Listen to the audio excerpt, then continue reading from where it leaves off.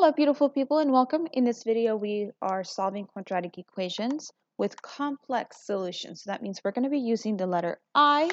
And let's go ahead and recall what I is. Let's do a thinking bubble off to the side. Let's recall some information. So the letter I is an imaginary unit.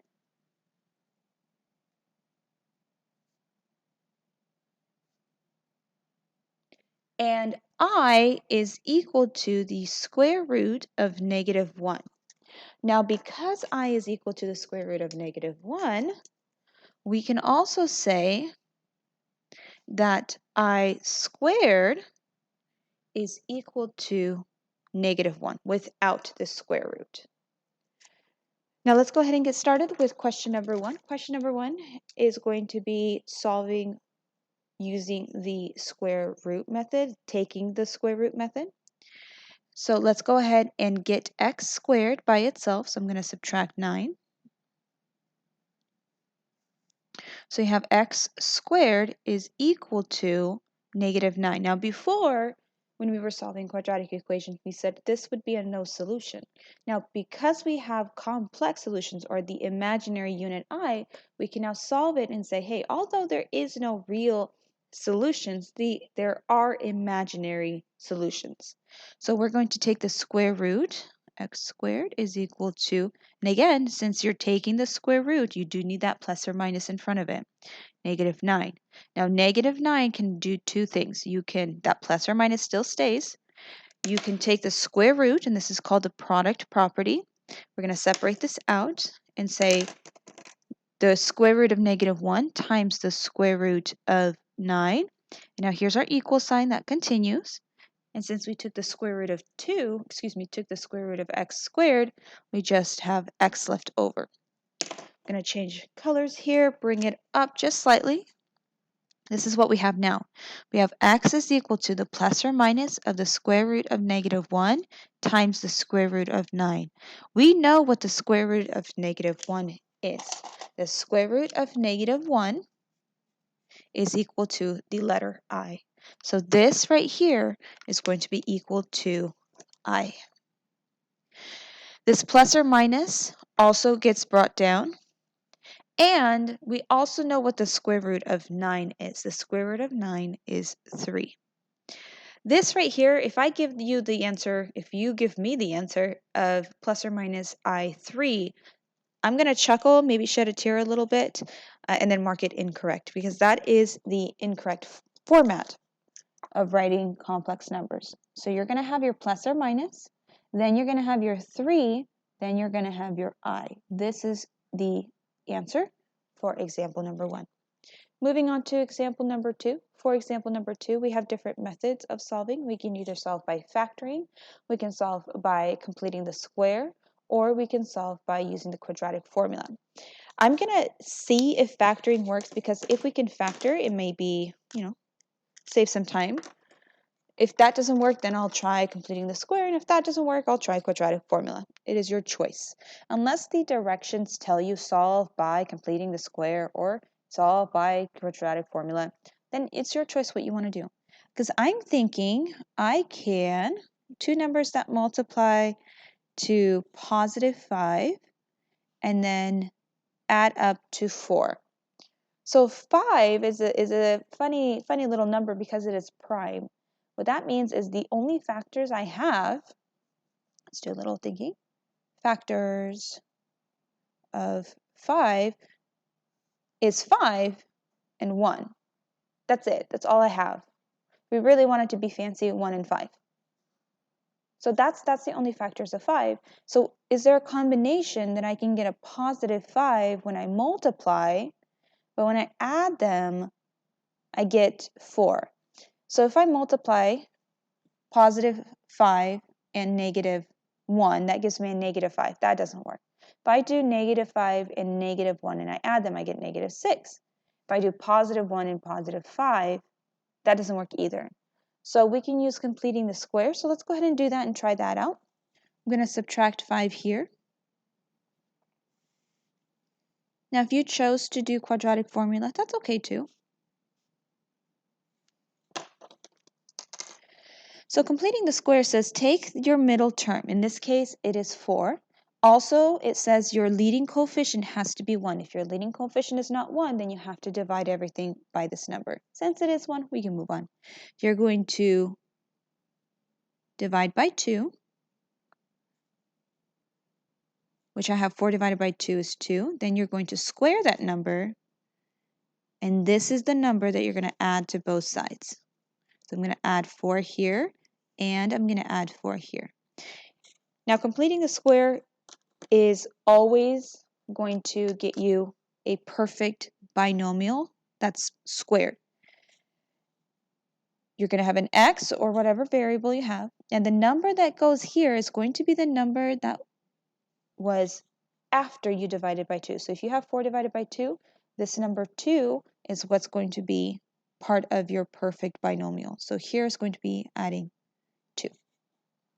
Now on the left-hand side, excuse me, on the right-hand side, this side here, we have -5 plus 4, that gives you a -1. Now again, typically, if we were to see this on a regular solving quadratic equation problem, we would say, hey, there's no solutions, and then we would stop. However, we do have these imaginary units now, so we can continue even if it is a negative number, because you're going to take the square root of both sides. Anytime you take a square root, you're going to have a plus or minus. There's a secret index of 2, so these 2's, they cancel out, they undo each other, so you have x plus 2 here. We still have that plus or minus, but we do know what the square root of -1 is. We do know what that is, so let's bring that back up here. The square root of -1 is the letter I. So I'm going to go ahead and highlight that. We do know what this is. That is the letter I. And are you done? No, not quite. Almost. Because we're trying to solve for x, we have plus 2 that we need to get rid of. So I'm going to subtract 2. And I'm going to subtract 2 and bring a dotted line. So x is equal to plus or minus I, and then we have a -2. But that's, you can do it that way. You can kind of do it that way if you put like, but let's do it. I'm going to cross this out so you guys can see this. What you really have is you have x plus 2 is equal to a positive I, and you have x plus 2 is equal to a negative I. So you're going to subtract 2 on both sides. So you have x is equal to I minus 2, and here you have x equals to negative I minus 2. So it's kind of similar to what we have here, but the format of how you write complex numbers, if you go back to, let's see here, if I have my notes from a previous video. So when you're writing a complex number, it has to be a plus bi. So your real number has to be first, your imaginary number has to be second. So the number with the letter I has to be second. So in this case, we have to switch these around. Switch these around. And if we were to keep this one, we would switch it around as well. So let's go ahead and write our final answer. We have x is equal to, so you're going to do -2, and then you can do your plus or minus I if you're going to write it one time.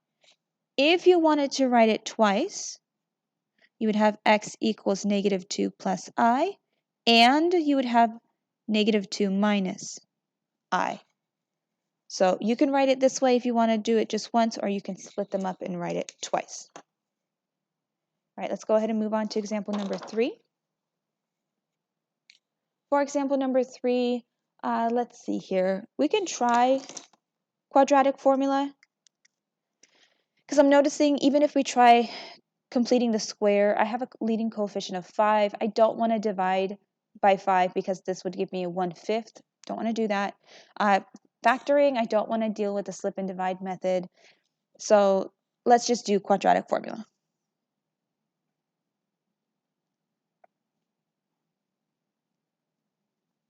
Now make sure you have your quadratic formula memorized.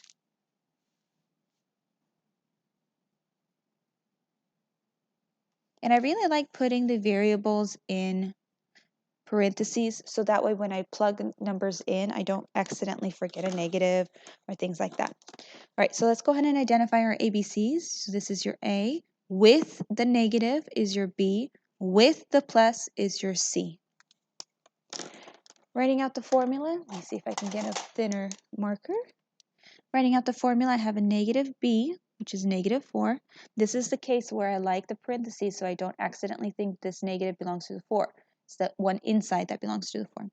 Plus or minus the square root of B, which is -4 squared, minus 4A, which is 5, and then we have C, which is 1, divided by 2 times A. Now you can look at the discriminant. The discriminant tells you how many solutions you will get, not necessarily what they are, but just how many they are. And now the discriminant is the stuff on the inside. Let's go ahead and let me see if I can get a calculator out shortly. There it is. So what do we have here? We have, off to the side, let's do it here. We have 4, positive 4, because we have negative equals a positive. Positive 4 plus or minus, and let's see what's inside the radical and see if that gives us a pretty number. So I have -4 times -4, that's 16, minus 4 times 5 times 1, and that gives me a -4. So because this is a negative number, that means there will be no real solutions. That means my answers will be complex, will be an imaginary number. Go ahead and divide that by 5 times 2, which is 10. Let's split this up using the product property. So I have a -1 times 4, square root of -1 times the square root of 4. I still have my 10 in the denominator.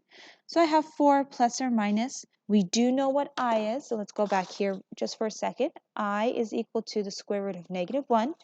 So this right here, this negative square root of -1 is going to be equal to the letter I. So I'm going to rewrite it I. I still have the square root of 4, but you know what the square root of 4 is. Square root of 4 is just 2. So I have times 2. We're going to rewrite that in a proper form here in just a moment. So what I really have is 4 plus or minus 2I divided by 10. Now to simplify it further, you can keep the plus or minus, that's fine. To simplify it further, we're going to split this up. So I'm going to have 4 divided by 10 plus or minus 2I divided by 10. Because 4 divided by 10, we can simplify that. Let's see if I can do this. To 2/5 plus or minus 1/5 I. And that is because 2 goes into 4 twice, 2 goes into 10 5 times, 2 goes into 2 once, and 2 goes into 10 5 times. So this is going to be your final answer. Right. Now you're going to see a question like example number 4 where it says find all the zeros of, and they give you an equation. When they're asking you find all the zeros, this is just a really fancy way to say solve for x.